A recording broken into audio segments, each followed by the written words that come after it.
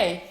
Mä oon Marika Vepsäläinen ja mä autan herkkiä, empaattisia ja toisten tunteet ja tarpeet itsensä edelle laittavia ihmisiä ottamaan enemmän tilaa itselleen, omille tunteilleen, omille tarpeilleen ja unelmilleen ja sitä kautta tuntemaan itteensä paremmin.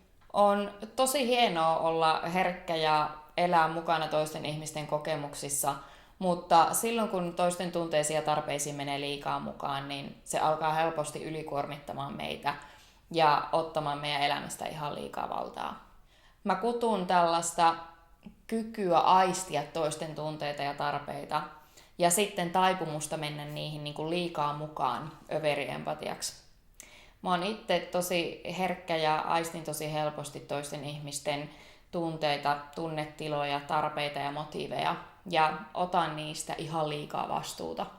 Ja se mitä mä tarkoitan sillä liialla vastuunotolla niin on sitä, että mä pyrin jotenkin tekemään tilanteista sujuvampia ja itsestäni helpomman ja toisten sen hetkiseen tunnetiloihin sopivamman tyypin, jotta mä kelpaisin ja asiat menis kaikkien kannalta eteenpäin parhaalla mahdollisella tavalla.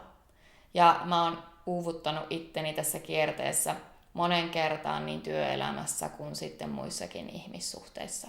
Mutta huojentava tieto on se, että vaikka sä olisit herkkä ja vetäisit empatian överiksi ja yli työpaikalla ja muissa ihmissuhteissa, niin sen ei kuitenkaan tarvi olla sun lopun ikäs näin. Mä itse ja usea asiakas, jonka kanssa mä oon työskennellyt, niin ollaan huomattu, että kun tästä asiasta tulee tietoiseksi ja sitä alkaa työstämään ja käymään läpi niitä padottuja tunteita, mitä siihen överiempatian jatkuvaan toistamiseen kuuluu, niin on mahdollista pikkuhiljaa alkaa astua selvemmille vesille.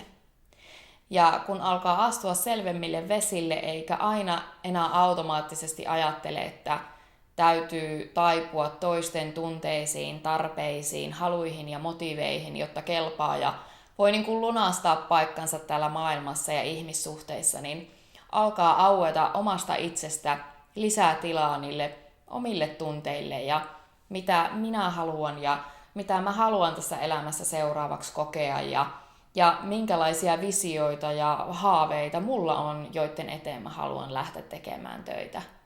Ja mitä enemmän antaa tilaa itsessään näille, niin elämä alkaa ihan päivittäisellä tasolla tuntua paljon aidommalta ja omemmalta ja siltä, että sä niin kun elät sitä omaa totuuttasi, etkä yritä väen vängällä sulloa ittees johonkin ulkopuolelta tuleviin muotteihin tai odotuksiin, joihin sä ajattelet, että sun pitäisi sulloutua.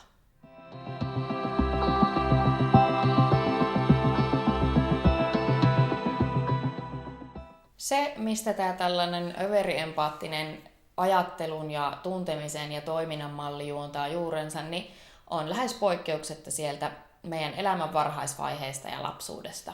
Eli kun meille ihmisille on aika tyypillistä ajatella, että jotkut tunteet on sallitumpia kuin toiset, niin me helposti ylläpidetään sellaista kulttuuria, jossa tunteita padotaan ja tukahdutetaan. Ja tämä on meille suomalaisille hyvin tyypillistä, mutta tämä on kyllä tyypillistä ihan ihmisille yleensä. Ja kun tämä periytyy sukupolvelta toiselle ja sitten tällaiseen perheyhteisöön, jossa on tunteiden tukahduttamisen ja patoamisen kulttuuri, syntyy tällainen herkkä, auki oleva intuitiivinen lapsi, niin hän alkaa sitten ikään kuin hakea paikkaansa siinä perheyhteisössä lukemalla koko aika rivien välistä, mitä siellä niiden vanhempien huoltajien ja muiden sen perheenjäsenten tunne-elämässä tapahtuu. Ja kun lapsi lukee koko aika rivien välistä toisten tunteita ja tarpeita, niin hän niin kuin lapsesta asti ehdollistuu siihen, että tästä tulee hänen selviytymiskeinonsa. Eli ollakseen riittävä, ollakseen kelpaava, ollakseen hyväksyttävä, niin tämä lapsi jatkuvasti lukee rivien välistä toisten tunteita ja sopeuttaa itseään sitten niihin sopivaksi ja mukauttaa sekä oman niin kuin sisäisen tilansa että ulkoisen käytöksensä tähän perheen yhteiseen tunneilmapiiriin sopivaksi.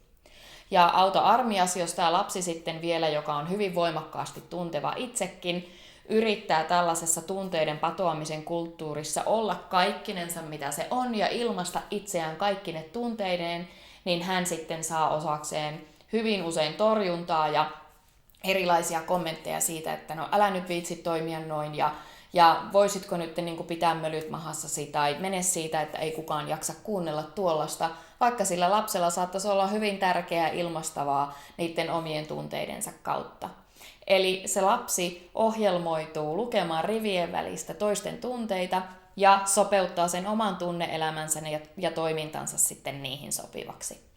Tästä muodostuu se överiempatian malli, joka me sitten viedään mukana elämässä eteenpäin myös aikuisuuteen, ja sen kautta nähdään itsemme ja muut ihmiset tässä elämässä, ja yritetään myös aikuisiällä, tietenkin asiaa tiedostamattamme, jatkuvasti sopeuttaa itseämme toisten ihmisten tunnetiloihin sopiviksi, ja kierre on valmis.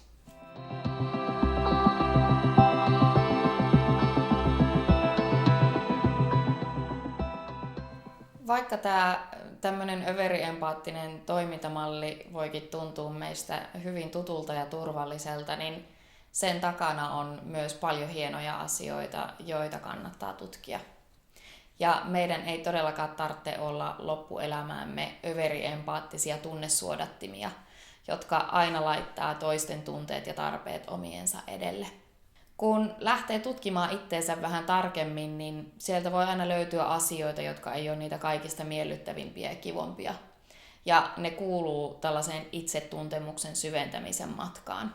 Mutta samalla sieltä löytyy kyllä ihan varmasti sellaisia hienouksia ja kykyjä ja tapoja suhtautua asioihin, joita ei osaa itse vielä kuvitellakaan.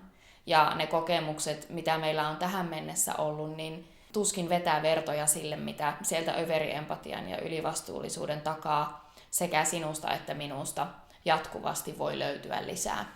Nämä tällaiset tosi haastavat ihmissuhdekokemukset ja haastavat kokemukset esimerkiksi työelämässä on ikään kuin ovia meihin itseemme, ja ne mahdollistaa sen, että me pystytään kääntämään ne haasteet voitoksi, kun me vaan suhtaudutaan niihin niin ja lähdetään tutkimaan sitä, että mitä sanottavaa ja annettavaa niillä on meille itsellemme ennen kaikkea meistä itsestämme. Se, että antaa tilaa lisää omalle herkkyydelle ja empatiakyvylle ja intuitiolle, niin mahdollistaa sen, että sä pystyt elämään vapaammin semmosena kuin sä oikeasti oot, mitä se sulle sitten tarkoittaakaan. Ja ottamaan siihen herkkyyteen liittyviä kykyjä käyttöön ja käyttämään sitä voimavarana ihan kaikessa, mitä sä elämässäsi teet.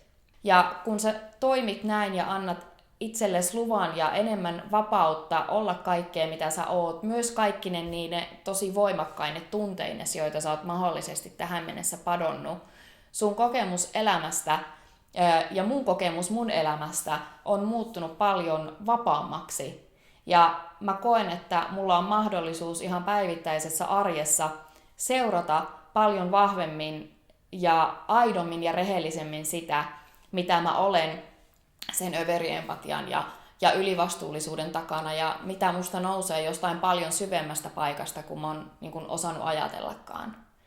Ja kun me annetaan tilaa sille, mitä me aidosti ilman niitä hirveän tiukkoja ulkopuolisia muotteja ollaan, niin me pystytään myös antamaan paljon vaikuttavampi, vielä aikaisempaa vaikuttavampi panos tähän maailmaan. Ja sitä mä toivon kovasti sulle, ja sitä mä olen itse kokenut viime vuosina yhä enenevissä määrin, ja olen nauttinut elämästä paljon enemmän kuin aikaisemmin. Ja saanut tehdä sellaisia asioita, jotka tosissaan tuntuu, että saa meikäläisenkin sydämen laulamaan. Tästä on kyse näissä mun valmennuksissa ja erilaisissa tapahtumissa ja kursseissa. Siitä, että sä uskaltaisit antaa enemmän tilaa sille kaikelle, mitä sä oot sen överiempatian ja ylivastuullisuuden takana, tutkia sitä rohkeasti ja päästää niistä rajoitteista, jotka pitää sua otteessaan, niin irti askel askeleelta ja elämään sellaista elämää, jonka takana sä voit seisoa ja jossa sä voit oikeasti hyvin sekä lyhyellä että pitkällä tähtäimellä. Mikäli sä haluat tutkia tarkemmin sitä, että mitä sinusta löytyy sieltä överiempatian ja ylivastuullisuuden takaa ja mitä sä oot kaikessa herkkyydessäsi ja siihen liittyvässä hienoudessasi, niin Mä toivotan sut oikeasti tosi lämpimästi tervetulleeksi mun valmennuksiin ja tapahtumiin. Ne on sellaisia, joissa me yhdessä sukelletaan syvemmälle siihen, mitä me ollaan ja miten me voidaan käyttää meidän herkkyyttä ja vahvaa myötäelämisen kykyä lisäämään sekä meidän omaa hyvinvointia ja sitten kaikkien niiden hyvinvointia ja onnellisuutta, joiden kanssa me ollaan tekemisissä. Tervetuloa mukaan!